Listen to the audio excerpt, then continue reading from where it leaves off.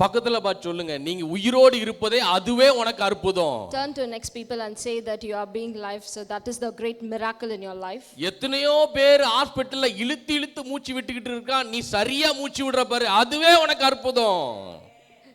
So many people even in the hospital, they are very difficultly breathing, so you are being very good life, so you that யார் யார் ஆலயத்துக்கு இன்னைக்கு வரணும்னு சொல்லிட்டு பிதா முன்குறிச்சு உங்களை கைய பிடிச்சு கூட்டி வந்து இந்த சமூகத்துல அவருடைய பிரசன்னத்துல உட்கார வச்சிருக்கிறாரே, அதுவே உனக்கு அற்புதம்.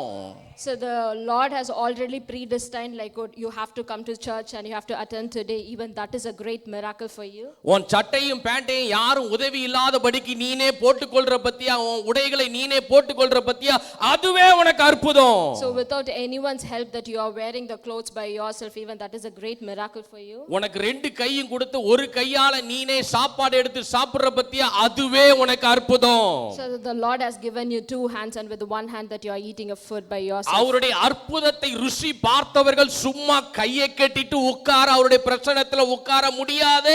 Whoever has been tasted his miracle, none of the people can just sit like that in his presence. அதனால தான் தாவீது சொல்கிறார், சங்கீதம் 34:1 சொல்லப்பட்டிருக்கிறது, கர்த்தரை நான் எக்காலத்திலும் ஸ்தோத்திரிப்பேன், அவருடைய துதி எப்போதும் என் வாயில் இருக்கும் என்று சொல்லி.